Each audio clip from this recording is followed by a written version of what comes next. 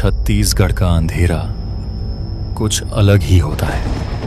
यहाँ की रातें सिर्फ काली नहीं होती, बल्कि किसी की नजर भी होती है।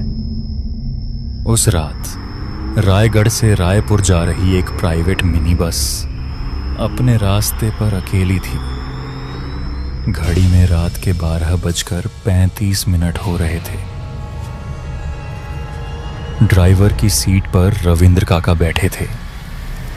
उनकी आंखें थकान और भय से लाल थीं। बगल में प्रोफेसर माया बैठी थीं, जिनकी आंखें अब नींद से नहीं बल्कि डर और बेचैनी से भारी थीं।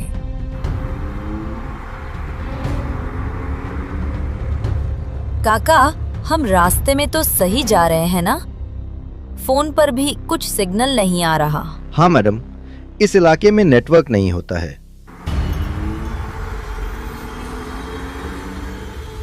काका, हमने गोंटिया ताल पार कर लिया क्या? मुझे लग रहा है हम बहुत धीरे चल रहे हैं। गति कम क्यों है? ये इलाका इतना सुनसान क्यों है?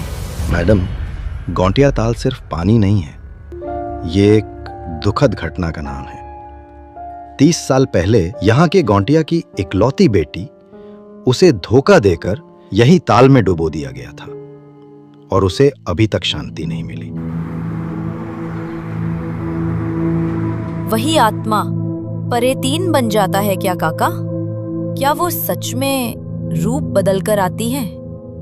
कहानियां क्या वे सच हैं? वो ही आत्मा परेतिन बनी मैडम, और वो छलावा है। वो रूप बदल कर आती है, आदमी को रास्ता नहीं दिखाती बल्कि उसे जाल में फंसती है। वो आपको एक ही जगह पर घुमाएगी बार बार और मार देंगी। रविंद्र काका की बात पूरी होते ही बस की हेडलाइट्स की पीली रोशनी में सड़क के ठीक बीचों बीच एक विशाल भूरे तेंदुए का छाया रूप खड़ा दिखा, जो सीधा बस के अंदर घूर रही थी। बच्चे उसे देखकर थर-थर कांप रहे थे, मानो किसी की सुसु निकलने वाली हो। काका, तेंदुआ है!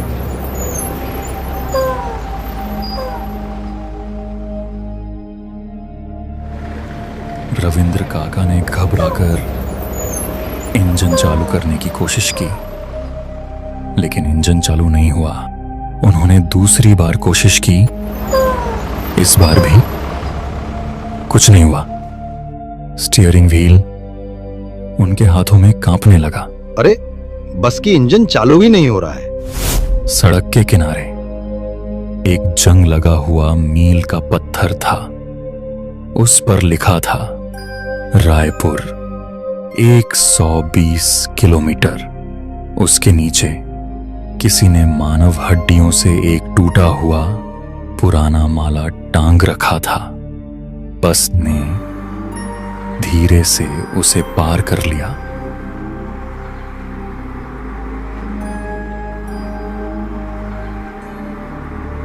बस लगभग 15 मिनट तक लगातार दौड़ती रही। रविंद्र काका ने आंखें भींचकर गाड़ी चलाई। प्रोफेसर माया अपनी घड़ी पर नजर गड़ाए बैठी थी। 1:20 हो गए हैं काका। हम कम से कम 15 किलोमीटर आगे आ चुके होंगे। नहीं मैडम, घड़ी मत देखिए, यहाँ कुछ भी काम नहीं करता है। रविंद्र काका ने दाहिनी खिड़की से बाहर देखा। वही जगह, वही टूटा हुआ मील का पत्थर और वहीं पर मानव हड्डियों का टूटा माला फिर से लटक रहा था। हम यहीं पर घूम रहे हैं और ये वही जगह है, यानी कि छलावा शुरू हो चुका है। प्रोफेसर माया ने तुरंत अपनी कलाई पर बंधी घड़ी देखी। 1:20 पर स्थिर मोबाइल पर समय 1 बजे दिखा रहा था। उन्होंने अपनी वैज्ञानिक सोच पर विश्वास खो दिया। रविंद्र काका, बस को रोकिए। हम बहुत देर से चले जा रहे हैं। मैं और नहीं चल सकती और बच्चों को भी खतरा हो सकता है। रविंद्र काका ने बस रोक दी। सभी बच्चे ध्यान से सुनो, एक पत्ता भी मत छूना। अगर कोई भी चीज छू ली तो वो छलावा या पॉलीथीन की गांठ बन जाएगी और वो तुम्हें खींच ले जाएगा। मोहन, सुरेश और कुछ छात्र नीचे उतरे। हवा में अब लोहे की गंध और तेज हो गई थी। झाड़ी की ओर देखा और वहीं पर सुरेश और मोहन सुसु करने के लिए चुपचाप उस ओर चले गए। अबे मोहन, उसे देख। अबे उसे देख। गुद्दिया का शरीर कच्ची गंदी मिट्टी से बना था। उसकी एक आंख सुई से सिलकर सूखे खून से भरी थी। मोहन, ये सामान्य नहीं है, ये तांत्रिक कला है। इसकी बनावट देख, हजारों में बिकेगा। सुरेश, नहीं नहीं, काका ने बोला है कि किसी भी चीज को छूना नहीं है। छोड़ दे इसे। तू तो डरपोक ही रहेगा। मैं इसे चोरी नहीं कर रहा हूँ, ये तो बस एक गुड़िया ही है। तो इसे किसने रखा होगा? किसको बता नहीं।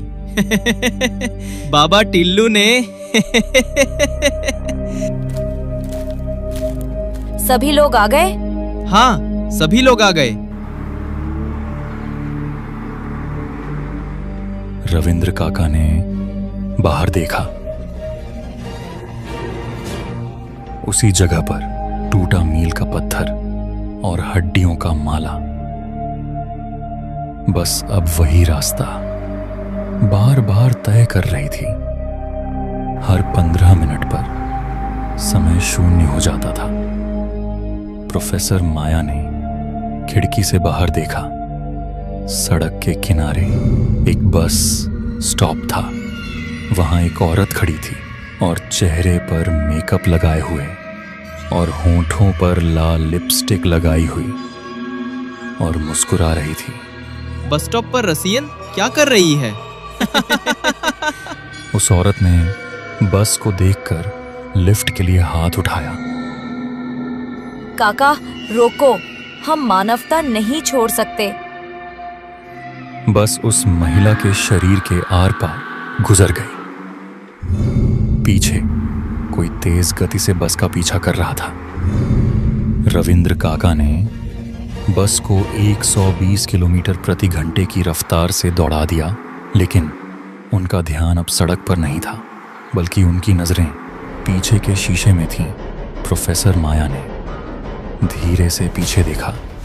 दोनों आकृतियां बस के नजदीक आ चुकी थीं।